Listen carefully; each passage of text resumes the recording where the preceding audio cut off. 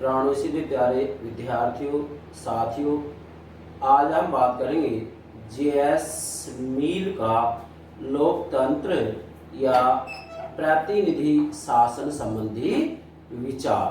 अर्थात John Stuart Mill ने लोकतंत्र के ऊपर क्या विचार दिए हैं, इसके बारे में आज हम बात करेंगे। यह भी टॉपिक एग्जाम की दृष्टि से बहुत महत्वपूर्ण है। तो प्लीज सर्वप्रथम आपको ये कहना चाहूंगा कि आप हमारे YouTube चैनल से जुड़े रहें। इसके लिए हमारी YouTube चैनल को सब्सक्राइब अवश्य कीजिएगा। इसी के साथ में हमारी वीडियो को लाइक कीजिएगा, शेयर कीजिएगा। तो चलिए अब हम बात करेंगे इसकी कि जेएस मिल ने लोकतंत्र या प्रतिनिधि शासन के ऊपर क्या विचार दिए। तो ध्यान दीजिएगा, वास्तविक रूप में जितने भी पश्चिमी राजनीतिक विचारक हैं उनका जब हम अध्ययन करते हैं तो जेएस मिल ही ऐसे विचारक हैं जिन्होंने वास्तविक रूप में लोकतंत्र को सैद्धांतिक दृष्टि से और व्यवहारिक दृष्टि से श्रेष्ठ शासन प्रणाली बतलाया है। यह बात आपको ध्यान में रखनी है, ठीक है।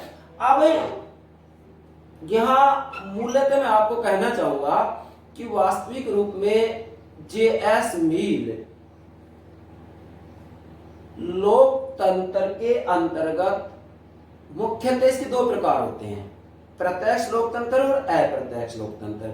तो यहाँ जेएस मिल ने वास्तविक रूप में तो प्रत्यक्ष लोकतंत्र को सर्वश्रेष्ठ प्रणाली बतलाया था, परंतु क्योंकि वास्तविक रूप में बड़े राष्ट्र राज्यों में प्रत्यक्ष लोकतंत्र को नहीं अपनाया जा सकता, इसलिए जेएस मिल ने प्रत्यक्ष लोकतंत्र के विकल्प के रूप में प्रतिनिधि शासन मतलब अप्रत्यक्ष लोकतंत्र को ही श्रेष्ठ प्रणाली बतलाया है। ये बात आपको ध्यान में रखनी है।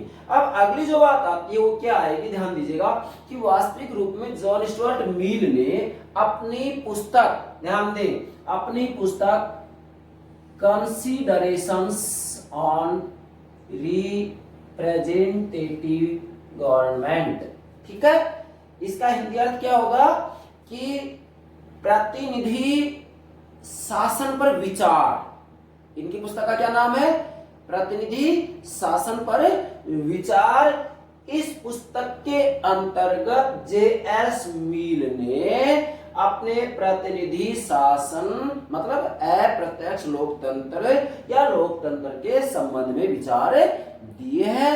अब उसके अंतर्गत इन्होंने क्या विचार दिए हैं, चूंकि वास्तविक रूप में ये कहाँ के विचारक थे, इंग्लैंड के विचारक थे। अब इंग्लैंड के विचारक थे तो हम वास्तविक रूप में, चूंकि वहां संसद के दो सदन हैं, आज भी दो ही सदन हैं, इनके सामने दो ही सदन थे, कौन कौन से हैं, प्रतिनिधि सदन और लॉर्ड सभा।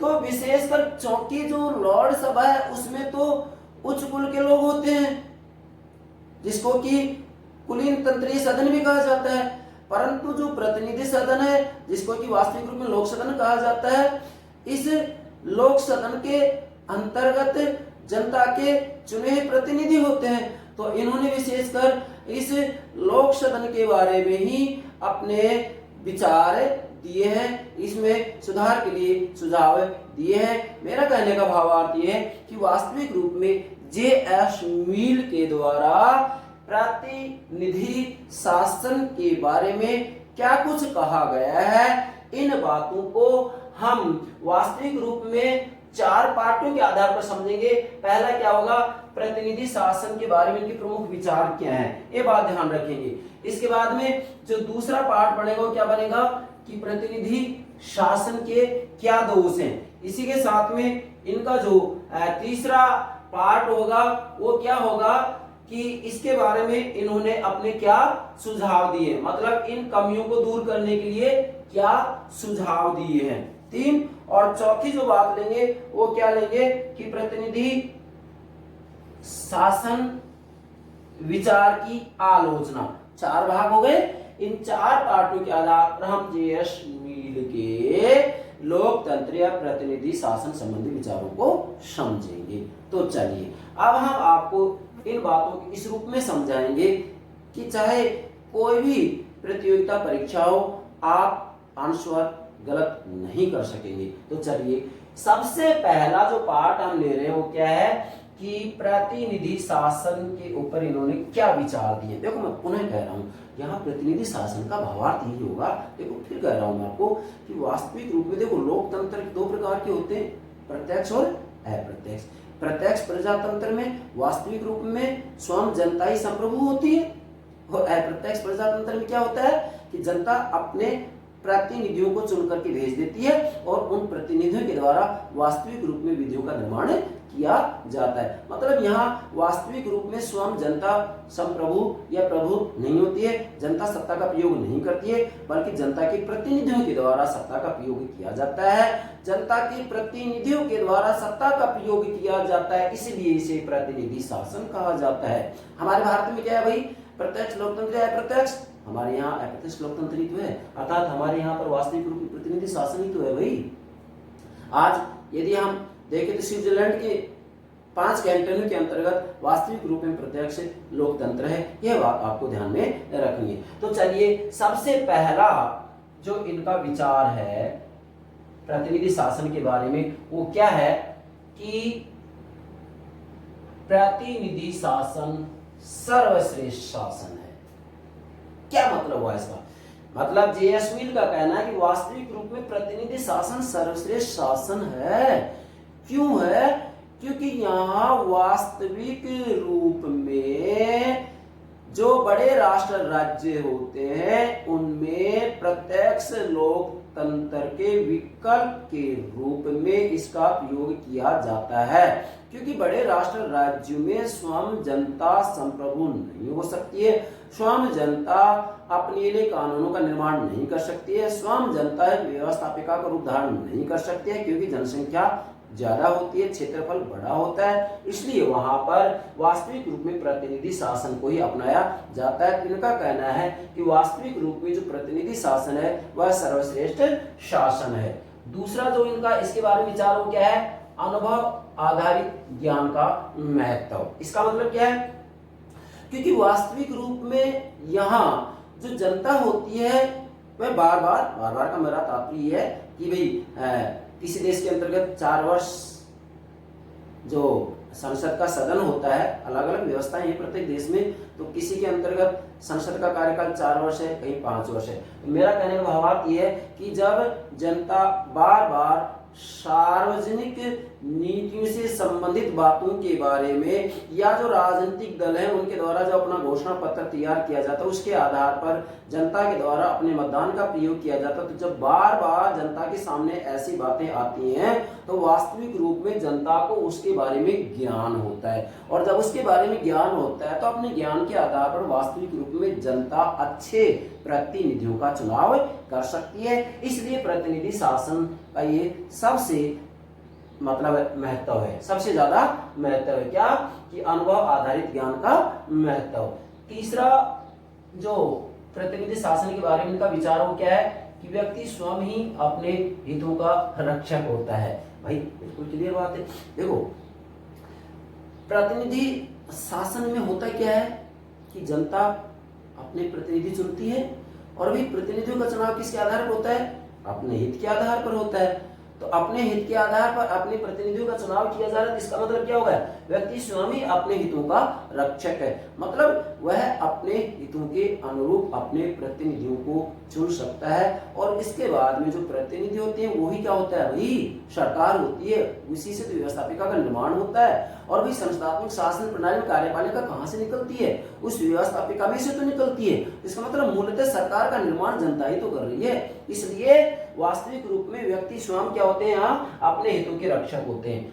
अगला जो इसका विचार हो क्या है, स्वयं राज्य शासन के हित में है। ये क्या प्रतिनिधि शासन क्या है, स्वयं राज्य शासन के हित में। क्यों है, क्योंकि वास्तविक रूप में जब बार बार जनता को राजनीतिक प्रशिक्षण मिलता है, बार बार जनता को राजनीति का ज्ञान होता है, तो राजनीति के बारे में जब इनको ज्ञान प्राप्त होता है तो ऐसी स्थिति में गुणवान हो जाते हैं राजनीतिक दृष्टि से। और जब राजनीतिक दृष्टि से गुणवान हो जाते हैं तो ऐसी स्थिति में इनके उन गुणों का लाभ, इनके मतलब जनता के गुणों का लाभ किसको मिलेगा भाई? राज्य और शासन को मिलेगा। तो इसका मतलब वास्तविक रूप में राज्य और शासन का क्या होगा? यहाँ पर प्रगति होगी, विकास होगा।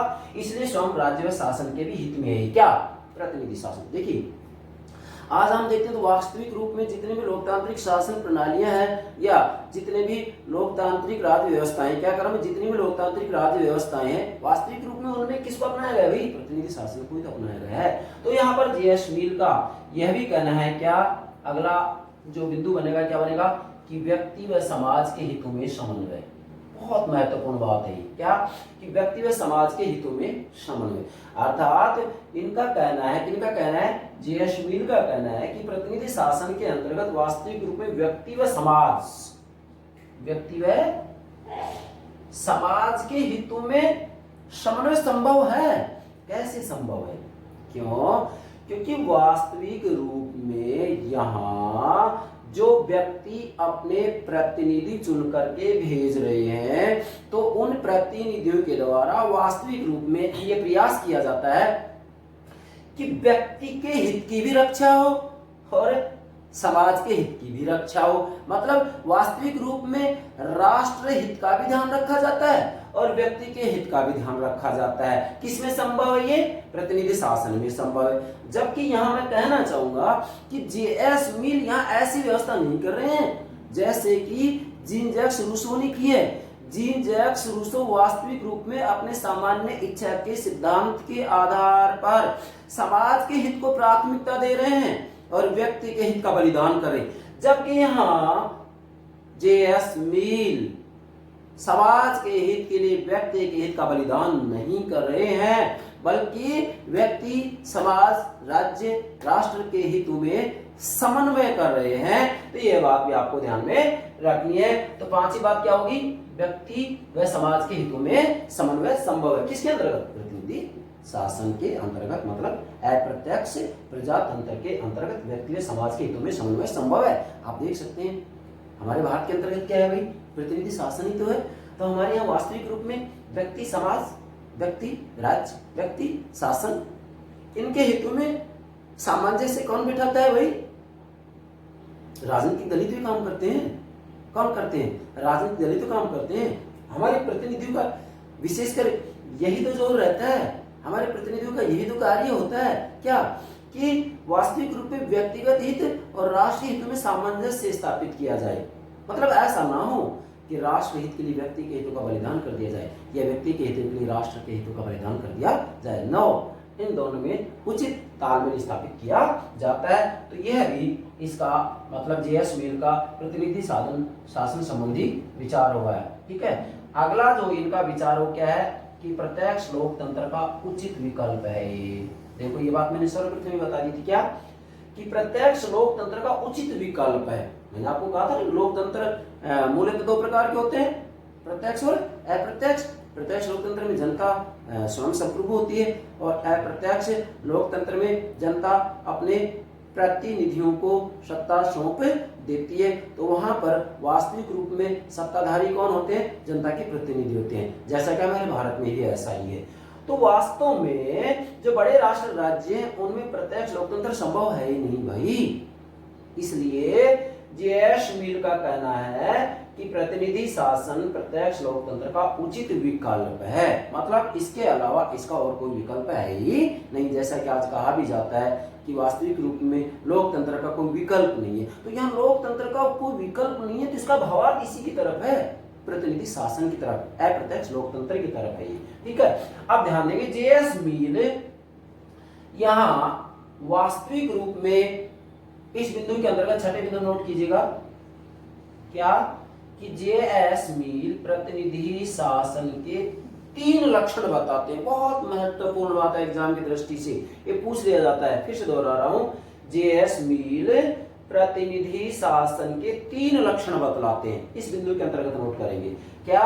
नंबर 1 ये कह रहे हैं कि प्रतिनिधि शासन में ये तीनों लक्षण होने ही चाहिए तो ही वो प्रणाली श्रेष्ठ होगी, अन्यथा वो प्रणाली श्रेष्ठ नहीं होगी। जैसा कि हमारे भारत में तीनों लक्षण मौजूद है। कैसे? ब्रिटेन में भी आज ये तीनों लक्षण मौजूद है। क्या? कि समय समय पर जो प्रतिनिधि हैं उनका निर्वाचन होता रहना चाहिए। जैसे हमारे भारत में लोकसभा के सदस्यों का चुनाव 5 वर्ष बाद में होता है कि नहीं? होता है। इसी तरीके से इंग्लैंड के अंतर्गत वास्तविक रूप में जो लोक सदन है उनके सदस्यों का समय समय पर चुनाव होता है या नहीं? होता है। इसका मतलब पहला लक्षण क्या है कि समय समय पर प्रतिनिधियों का निर्वाचन होना चाहिए। दूसरा क्या है? प्रतिनिधियों द्वारा शासन का संचालन। दूसरा लक्षण क्या है कि वास्तविक रूप में जो जनता के प्रतिनिधि होते हैं उनके द्वारा शासन का संचालन किया जाना चाहिए। तो इंग्लैंड में भी ऐसा ही है, हमारे भारत में भी ऐसा ही है, क्योंकि वहां भी संसदात्मक प्रणाली, यहाँ भी संसदात्मक शासन प्रणाली। संसदात्मक शासन प्रणाली में कार्यपालिका मंत्रिमंडल कहाँ से निकलता है? व्यवस्थापिका में से निकलता है। व्यवस्थापिका मीन्स हमारे यहाँ लोकसभा में से और वहाँ लोक सदन में से। तो इसका मतलब दूसरा लक्षण है प्रतिनिधि द्वारा शासन का संचालन। और वही तीसरा लक्षण क्या है? मतलब फिर कह रहा हूँ प्रतिनिधि शासन का लक्षण बता रहे हैं। तीसरा क्या बता रहे हैं जो सबसे महत्वपूर्ण है? प्रतिनिधियों के माध्यम से, नोट कीजिएगा, प्रतिनिधियों के माध्यम से मतलब जनता ने जो अपने प्रतिनिधि चुन करके भेजे हैं, प्रतिनिधियों के माध्यम से शासन की सत्ता पर, क्या? शासन की सत्ता पर इन नागरिकों का नियंत्रण होना चाहिए। इन नागरिकों का नियंत्रण होना चाहिए। फिर से प्रतिनिधियों के माध्यम से, प्रतिनिधियों के मतलब जिनको हम चुन करके भेज रहे हैं, ठीक है? प्रतिनिधियों के माध्यम से शासन की सत्ता पर इन नागरिकों का नियंत्रण होना चाहिए। मतलब मूलतः अंतिम रूप में जनता का इनके ऊपर नियंत्रण होना चाहिए। मतलब सत्ता के ऊपर क्या? प्रतिनिधियों के माध्यम से, जनता के जो प्रतिनिधि है माध्यम से शासन की सत्ता पर इन नागरिकों का नियंत्रण होना चाहिए। किनके माध्यम से? है प्रतिनिधियों के माध्यम से। तो इनके माध्यम से इसका मतलब वास्तविक रूप में सत्ता और यहाँ जनता, माध्यम कौन हो गए? प्रतिनिधि हो गए। इसलिए इसको क्या कहते हैं भाई? अप्रत्यक्ष। मतलब सीधा जनता स्वयं संप्रभु नहीं है, बल्कि यहाँ पर कौन है? मीडिएटर है। कौन है वो? जनता के प्रतिनिधि हैं। ये बात हो गई क्या? प्रतिनिधि शासन के बारे में J.S. मिल के क्या विचार है। अब दूसरा जो इसका पार्ट लेंगे वो लेंगे कि प्रतिनिधि शासन, क्या? प्रतिनिधि शासन के दोष। क्या? प्रतिनिधि शासन के दोष। अब यहाँ प्रतिनिधि शासन में ये देखो, एक बात मैं पहले कह रहा हूं कि इन्होंने J.S. मिल ने प्रतिनिधि शासन की प्रशंसा की है और इसके बारे में अपने विचार भी दिए हैं। इसके बाद में भी ये इसमें कमियां निकाल रहे हैं। क्यों? कुछ आलोचक इसी आधार पर कह देते हैं, एग्जाम की दृष्टि बहुत महत्वपूर्ण है, इस आधार पर कह देते हैं आलोचक कि J.S. मिल एक विरक्त है, मतलब अनिच्छुक, जिसकी इच्छा नहीं है, एक विरक्त लोकतांत्रिक विचारक है। विरक्त लोकतांत्रिक का मतलब क्या है? कि वास्तव में ये लोकतंत्र के इच्छुक है ही नहीं। आलोचक कह रहे हैं कि अगर ऐसा है तो फिर ये इसकी प्रशंसा भी कर रहे हैं और दूसरी तरफ कमियां भी बता रहे हैं। लेकिन भाई नहीं, बात ऐसी नहीं है। वास्तव में उस समय प्रतिनिधि शासन के अंतर्गत जो कमियां थी उन कमियों की तरफ इन्होंने ध्यान दिलाया है। अतः इस आधार पर हम कह सकते हैं कि वास्तविक रूप में J.S. मिल प्रतिनिधि शासन के पूर्ण रूप में प्रशंसक थे। आलोचकों की इस बात में दम नहीं है कि ये विरक्त लोकतांत्रिक है। लेकिन एग्जाम पूछ लिया जाता है कि निम्न में से किस विचारक को विरक्त लोकतांत्रिक कहा जाता है? विरक्त अनिच्छुक, ठीक है, विरक्त लोकतांत्रिक कहा जाता है। तो आपका आंसर क्या होगा? J.S. मिल। अब चलिए दोष क्या है? वही पहला बिंदु, व्यवस्थापिका की दलीय पद्धति के दोष। देखो इसका सबसे जो पहला हम ही बता रहे हैं, J.S. मिल कह रहे हैं कि व्यवस्थापिका की दलीय पद्धति के दोष है। दलीय पद्धति के दोष क्यों है? क्योंकि वास्तविक रूप में यहाँ प्रतिनिधि शासन के अंतर्गत भाई एक जो दल होता है वो तो सत्ता में होता है, दूसरा जो होता है वो किसमें होता है? विपक्ष में होता है। ऐसी स्थिति में फिर क्या होगा? यहाँ पर गुटबाजियां बन जाएंगी। क्या बन जाएंगी? गुटबाजियां बन जाएंगी। अतः व्यवस्थापिका की दलीय पद्धति के बारे में भी कह रहे हैं कि कमी है। दूसरा क्या है? दूसरी कमी प्रतिनिधियों का अयोग्य होना।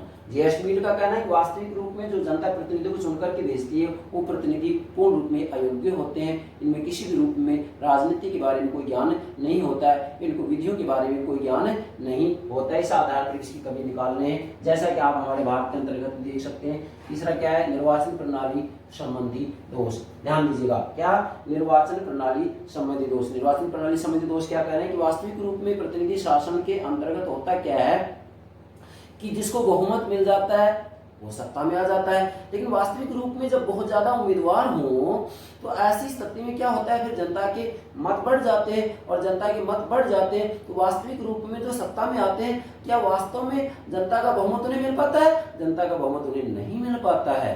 ये वास्तव में लोकतांत्रिक प्रक्रिया का सबसे बड़ा दोष है। हमारे भारत में भी है ये कमी, जहां कहीं भी प्रतिनिधि शासन को अपनाया गया सब जगह ये कमी पाई जाएगी। ठीक है, अगला क्या है, वही कमी, स्त्री मताधिकार का दोष। क्या है, स्त्री मताधिकार का दोष। देखो वास्तविक रूप में उस समय ब्रिटेन के अंतर्गत क्या था, महिलाओं को मताधिकार नहीं था। इस आधार पर भी इन्होंने इसकी आलोचना की है। अगला क्या है, गुप्त मतदान की प्रणाली। वास्तविक रूप में जे.एस. मिल का कहना है कि जो प्रतिनिधि शासन में गुप्त मतदान की प्रणाली है वह गलत है। गलत क्यों है? क्योंकि यहाँ गुप्त मतदान के अंतर्गत निजी हितों को महत्व दिया जाता है, या निजी हित ही शक्तिशाली होते हैं। इसमें गुप्त मतदान के अंतर्गत वास्तव में निजी हितों को ही शक्तिशाली बनाया जाता है। इस आधार पर भी इन्होंने इसकी जो है आलोचना की है। और जो छठा अगला इसकी कमी निकाल रहे हैं, वो क्या निकाल रहे हैं, ध्यान देंगे।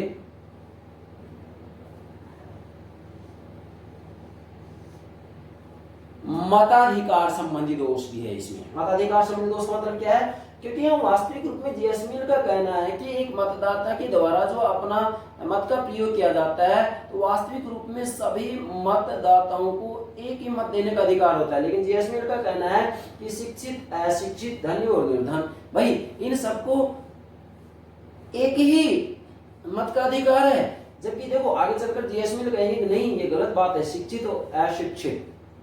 यहाँ ये देखा जाना चाहिए कि जो व्यक्ति जितना ज्यादा योग्य है, जितना ज्यादा धनवान है, उसके आधार पर उसे मतलब एक से अधिक मत देने का अधिकार होना चाहिए। तो इस आधार पर भी इन्होंने इसकी कमी बताई है। यह बात भी आपके ध्यान में रखनी है। ठीक है, इसके बाद में तीसरा जो पार्ट आता है वो क्या है कि इस प्रतिनिधि शासन के अंतर्गत जो कमियां हैं, इन कमियों को दूर करने के लिए इन्होंने सुझाव भी दिए हैं। आप सुझाव की बात करते हैं। पहला क्या है, प्रतिनिधि सभा के सीमित कार्य। अर्थात जे.एस. मिल का कहना है कि वास्तविक रूप में प्रतिनिधि सभा को वास्तविक रूप में कानून नहीं बनाने चाहिए, बल्कि कानून बनाने के लिए अलग से एक आयोग नियुक्त कर देना चाहिए, और इन प्रतिनिधियों के द्वारा तो उस आयोग की केवल निगरानी की जानी चाहिए। ये सुझाव दिया है। दूसरा सुझाव क्या है, कानून निर्माण संबंधी सुझाव। कानून निर्माण संबंधी सुझाव के बारे में इनका कहना है कि वास्तविक रूप में कानूनों के निर्माण के लिए अलग से एक आयोग स्थापित किया जाना चाहिए, जिसके अंतर्गत विधियों के विशेषज्ञ होते हैं। स्वयं प्रतिनिधियों के द्वारा कानूनों का निर्माण नहीं करना चाहिए। क्यों? क्योंकि उनको कानूनों की ज्ञान नहीं होता है, कानून की जानकारी नहीं होती है। भाई तीसरा जो सुझाव दे रहे, क्या दे रहे हैं, प्रशासनिक अधिकारियों से संबंधित सुझाव। जे.एस. मिल का कहना है कि वास्तविक रूप में यदि शासन को ठीक से संचालित करना है तो इसके लिए प्रशासनिक अधिकारी योग्य होने चाहिए, जिनकी की वास्तविक रूप में लिखित परीक्षा के आधार पर इनकी नियुक्ति की जानी चाहिए। इसी के साथ में वास्तविक रूप में इनके लिए भी अलग से आयोग की स्थापना की जानी चाहिए, जैसा कि वर्तमान समय में दुनिया के अंतर्गत ज्यादातर राष्ट्र राज्यों के अंतर्गत व्यवस्था की गई है। अगला सुझाव क्या है, प्रतिनिधियों संबंधी सुझाव।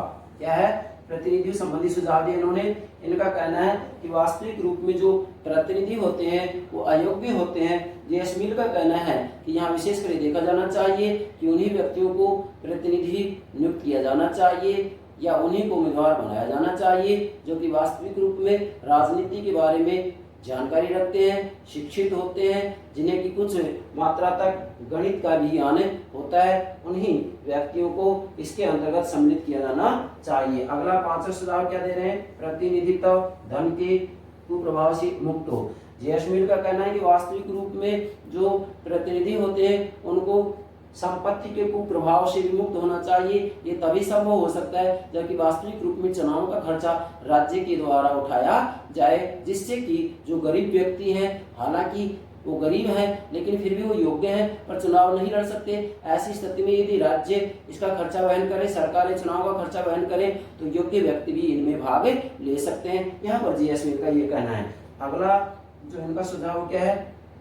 निर्वाचन प्रणाली में सुधार के सुझाव। अब यहाँ निर्वाचन प्रणाली में सुधार की बात करें तो इनका कहना है कि वास्तविक रूप में यहाँ जो बहुमत में आ जाता है वो सत्ता में होता है और अल्पमत के साथ अत्याचार किया जाता है, मतलब बहुमत के द्वारा अल्पमत का अत्याचार किया जाता है। इसलिए इनका कहना है कि ऐसी व्यवस्था की जानी चाहिए जिससे कि सभी वर्गों के प्रतिनिधि इसके अंतर्गत हों। इसके लिए जे.एस. मिल ने आनुपातिक प्रतिनिधित्व प्रणाली का समर्थन किया। क्या? आनुपातिक प्रतिनिधित्व प्रणाली का समर्थन किया है कि अनुपात के आधार पर, मतलब जनता ने जिस अनुपात के आधार पर अपने मत दिए उस अनुपात के आधार पर ही लोक सदन के अंतर्गत उनको प्रतिनिधित्व मिलना चाहिए, जिससे कि सभी वर्गों के उम्मीदवारों को वहां पर प्रतिनिधित्व मिल सके। ये सुझाव दिया। अगला 7वां सुझाव क्या है? खुले मतदान की प्रणाली का समर्थन। अर्थात वास्तविक रूप में यहाँ हमने पीछे कहा था कि जे.एस. मिल कह रहे हैं कि जो गुप्त मतदान होता है वह गुप्त मतदान ठीक नहीं है क्योंकि इससे निजी हितों को प्राथमिकता दी जाती है, जबकि जे.एस. मिल का कहना है कि खुले मतदान को अपनाना चाहिए। क्यों? जिससे कि वास्तविक रूप में जो एक मतदाता होता है उस मतदाता में इतना नैतिक साहस होना चाहिए जिससे कि वह किसी भी रूप में किसी से भयभीत ना हो, मतलब ना तो वह किसी भी रूप में किसी की शक्ति के सामने या धन के सामने झुकेगा, बल्कि वह नैतिक रूप में साहसी होगा और खुल करके सबके सामने अपने मत का प्रयोग करेगा जिससे कि वह निडर हो जाए। ठीक है। और अगली बात क्या है इनका सुझाव? कि मताधिकार संबंधी सुझाव, मतलब यहाँ पर मताधिकार के बारे में सुझाव दे रहे हैं। वो क्या दे रहे हैं कि शिक्षित व्यक्तियों को मताधिकार, कि वास्तविक रूप में क्या कि जो शिक्षित व्यक्ति हैं उनको एक से अधिक मत देने की व्यवस्था की जानी चाहिए। इनका कहना है कि शिक्षित अशिक्षित एक ही मत ना हो, बल्कि वास्तविक रूप में इनके मत का जो मूल्य है वो अलग अलग होना चाहिए। अलग अलग कैसे? कि एक तरफ शिक्षित है, एक तरफ अशिक्षित है, एक तरफ योग्य है, दूसरी तरफ अयोग्य है। तो इनका कहना है कि जो अशिक्षित है, अयोग्य है, वो एक मत दे, लेकिन जो शिक्षित है इसी के साथ में योग्य भी है और इसी के साथ में धनवान भी है तो उसे एक से अधिक मत देने का अधिकार होना चाहिए, जिसको कि वास्तविक रूप में बहुल मतदान प्रणाली भी कहा जाता है। तो शिक्षित व्यक्तियों को मताधिकार दिया जाए, इसी के साथ में करदाता को मताधिकार, वास्तविक रूप में जो ईमानदारी से कर चुकाते हैं, टैक्स देते हैं, उन्हीं को केवल मत का अधिकार दिया जाना चाहिए। इसी के साथ में इनका कहना है कि महिलाओं को भी मताधिकार दिया जाना चाहिए, जैसा कि वास्तविक रूप में जेरेमी बेंथम ने इसको स्वीकार नहीं किया था, लेकिन जे.एस. मिल का कहना है कि लिंग के आधार पर ऐसा कोई भेद नहीं किया जाना चाहिए। तो वास्तविक रूप में हम कहेंगे कि प्लेटो के बाद में जे.एस. मिल ने महिलाओं की मुक्ति के बारे में अपनी बातें कही हैं और इसके बारे में इन्होंने अपनी पुस्तक भी लिखी है। क्या लिखी है? द सब्जेक्शन ऑफ वुमेन, मतलब है वास्तविक रूप में महिलाओं की पराधीनता के बारे में भी इन्होंने अपने विचार दिए हैं। और अगला क्या है? बहुल या गुणात्मक मताधिकार का समर्थन करना। क्या? बहुल मताधिकार का समर्थन। इसका मतलब यही है कि जो योग्य व्यक्ति हैं, शिक्षित व्यक्ति हैं, उनको एक से अधिक मत देने की व्यवस्था की जानी चाहिए। तो इसे क्या कहते हैं? बहुल मताधिकार का समर्थन या गुणात्मक मताधिकार। ये आपसे एग्जाम पूछा जा सकता है कि निम्न में से किस विद्वान ने बहुल मताधिकार का समर्थन किया था? तो आपका आंसर होगा क्या? जे.एस. मिल। तो मेरे प्यारे विद्यार्थियों, ये प्रतिनिधि शासन के अंतर्गत जो कमियां थी उन कमियों को दूर करने के लिए उन्होंने अपने सुझाव दिए हैं, नोट कीजिएगा। इसके बाद में जो चौथा इसका पार्ट होता है वो क्या है कि प्रतिनिधि शासन विचार की आलोचना। अर्थात जे.एस. मिल ने जो प्रतिनिधि शासन के बारे में अपने विचार दिए हैं, क्या अपने जो विचार दिए हैं, इसके साथ में इन कमियों को दूर करने के लिए जो सुझाव दिए, इन सभी विचारों में क्या कमियां हैं, मतलब जेएस मिल के प्रतिनिधि शासन से संबंधित जो विचार है उसमें क्या कमी है। आलोचक कह रहे हैं इसमें पहली कमी है प्रतिनिधियों की योग्यता पर अनुचित बल। अर्थात यहाँ आलोचकों का कहना है कि जेएस मिल ने प्रतिनिधियों के लिए कहा है कि वो योग्य होने चाहिए, शिक्षित होने चाहिए, राजनीति का ज्ञान होना चाहिए। अब यहाँ आलोचकों का कहना है कि नहीं, गलत बात है, प्रतिनिधियों को ऐसे ज्ञान की कोई आवश्यकता नहीं है। क्यों? क्योंकि वास्तविक रूप में उनके द्वारा तो केवल प्रतिनिधित्व नेतृत्व ही किया जाता है और वास्तविक रूप में उनके नीचे जो प्रशासनिक अधिकारी होते हैं उनके द्वारा ये कार्य किए जाते हैं। तो आलोचकों का कहना है कि प्रतिनिधि की योग्यता पर जो बल दिया है वह अनुचित है। दूसरी जो कमी निकाल रहे हो क्या है कि प्रतिनिधियों के भत्तों का औचित्य। क्या? प्रतिनिधियों के भत्तों का औचित्य। देखो वास्तविक रूप में जेएस मिल ने कहा है कि प्रतिनिधित्व एक कर्तव्य है, इसलिए वास्तविक रूप में इनको किसी भी रूप में कोई भत्ता नहीं दिया जाना चाहिए। लेकिन यदि वास्तविक रूप में इन प्रतिनिधियों को भत्ता नहीं दिया जाएगा तो ऐसी स्थिति में क्या होगा भाई? फिर यहाँ पर केवल जो धनवान व्यक्ति हैं वही राजनीति में भाग लेंगे, जो निर्धन व्यक्ति हैं, गरीब व्यक्ति हैं वो राजनीति में भाग नहीं लेंगे। तो ऐसी स्थिति में वास्तव में ये लोकतंत्र नहीं रहेगा बल्कि यह तो कुलीन तंत्र बन जाएगा, धनिक तंत्र बन जाएगा। और इस बात में सच्चाई भी है। अतः इस आधार पर भी आलोचना की जाती है कि प्रतिनिधियों के भत्तों का औचित्य है, मतलब प्रतिनिधियों को भत्ता दिया जाना चाहिए। ठीक है, आलोचक कह रहे हैं प्रतिनिधियों को भत्ता दिया जाना चाहिए, जबकि जेएस मिल कह रहे हैं कि भत्ता नहीं दिया जाना चाहिए। अगला क्या है भाई? मताधिकार संबंधी योग्यताओं की आलोचना। फिर से बोल रहा हूं, तीसरा क्या है? मताधिकार संबंधी योग्यताओं की आलोचना। इसका मतलब क्या है कि वास्तविक रूप में जेएस मिल का कहना है कि एक मतदाता के द्वारा जो अपने मत का प्रयोग किया जाता है वहां पर जो योग्य व्यक्ति है, जो शिक्षित व्यक्ति है, जो धनवान व्यक्ति है, दूसरी तरफ जो अयोग्य व्यक्ति है, अशिक्षित हैं, गरीब हैं, यहाँ इन दोनों को एक ही मत ना दिया जाए, एक मत का अधिकार ना दिया जाए, बल्कि जो गरीब हैं, अयोग्य हैं, अशिक्षित हैं उनको एक मत का अधिकार होना चाहिए। लेकिन इनका कहना है कि जो शिक्षित है, गुणवान है, इसी के साथ में धनवान है, उनको एक से अधिक मत देने का अधिकार होना चाहिए, जिसको कि क्या कहा जाता है? बहुल मताधिकार या गुणात्मक मताधिकार। तो इसके आधार पर आलोचक आलोचना कर रहे हैं कि मताधिकार संबंधी योग्यता। इसका मतलब यह है कि वास्तविक रूप में इस आधार पर यह व्यवस्था यदि की जाएगी तो वास्तव में लोकतंत्र रहेगा ही नहीं, वो तो कुलीन तंत्र बन जाएगा, धनिक तंत्र बन जाएगा। अगला क्या है? चौथा कमी। आलोचक चौथी कमी बता रहे हैं, आनुपातिक प्रतिनिधित्व प्रणाली के दोष। अर्थात वास्तविक रूप में जेएस मिल का कहना है, जैसा कि हमने यहाँ आपको बता भी दिया था, ये रहा कि निर्वाचन प्रणाली में सुधार के जो सुझाव दिए तो उन्होंने कहा कि आनुपातिक प्रतिनिधित्व प्रणाली होनी चाहिए। अब आलोचक कह रहे हैं कि वास्तविक रूप में प्रतिनिधि शासन के अंतर्गत आनुपातिक प्रतिनिधित्व प्रणाली को अपना लिया जाएगा तो फिर इसके अंतर्गत क्या होगा? वास्तविक रूप में सभी वर्गों के प्रतिनिधि होंगे, सभी वर्गों को प्रतिनिधित्व दिया जाएगा। तो ऐसी स्थिति में क्या होगा? फिर वहां गठबंधन सरकारें बनेंगी। क्या बनेगी? गठबंधन सरकारें बनेंगी। और जब गठबंधन सरकारें बनेगी तो फिर क्या होगा भाई? राजनीति वहां स्थायी हो गया, अस्थायी, वहां पर राजनीति अस्थायी बन जाएगी, मतलब राज व्यवस्था में अस्थायित्व बना रहेगा। अतः इस आधार पर भी आलोचकों ने इसकी आलोचना की है। और भाई अंतिम पांचवा जो कमी है वो क्या है? खुली मतदान प्रणाली अनुचित। जेएस मिल कह रहे हैं कि गुप्त मतदान की व्यवस्था नहीं होनी चाहिए बल्कि खुला मतदान होना चाहिए, लेकिन आलोचक कह रहे हैं खुला मतदान नहीं होना चाहिए क्योंकि खुले मतदान प्रणाली अनुचित है, उचित नहीं है, इसमें कमियां हैं। कमियां क्या है? जब खुला मतदान होगा तो तय मान लीजिएगा जो धनवान व्यक्ति है, क्या कह रहा हूँ, जो धनवान व्यक्ति है, जो शक्तिशाली व्यक्ति है, जो बाहुबली है, क्या वह डरा करके और अपने अनुरूप एक मतदाता से मतदान नहीं करवाएगा? यस, अपने अनुरूप एक मतदाता को डरा करके मतदान करवाएगा।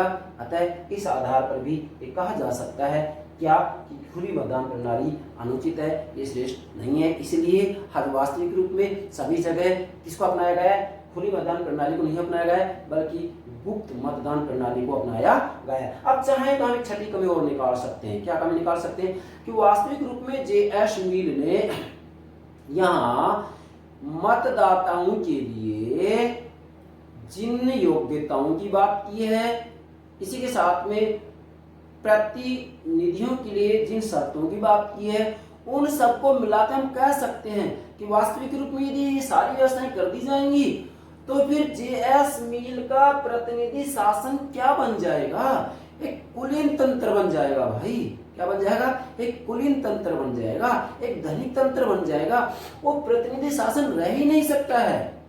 कौन कह रहे हैं बात? आलोचक कह रहे हैं। अतः इन सब के आधार पर कहा जा सकता है कि जे.एस. मिल के प्रतिनिधि शासन से संबंधित जो विचार हैं उसमें कमियां भी हैं। इसी आधार पर आलोचकों ने कह भी दिया है कि जे.एस. मिल क्या है? एक विरक्त लोकतांत्रिक है। नोट कीजिएगा, क्या कह रहे हैं? एक विरक्त लोकतांत्रिक है, मतलब अनिच्छुक लोकतांत्रिक है। इसकी इच्छा नहीं है कि लोकतंत्र को अपनाया जाए, लोकतंत्र अच्छी प्रणाली है, लेकिन भाई इस बात में सच्चाई नहीं है।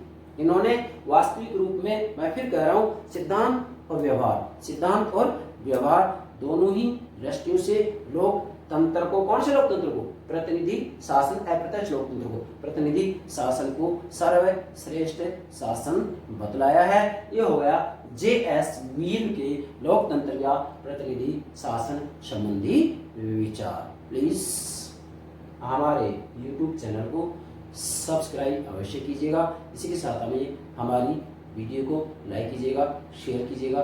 Thank you very much.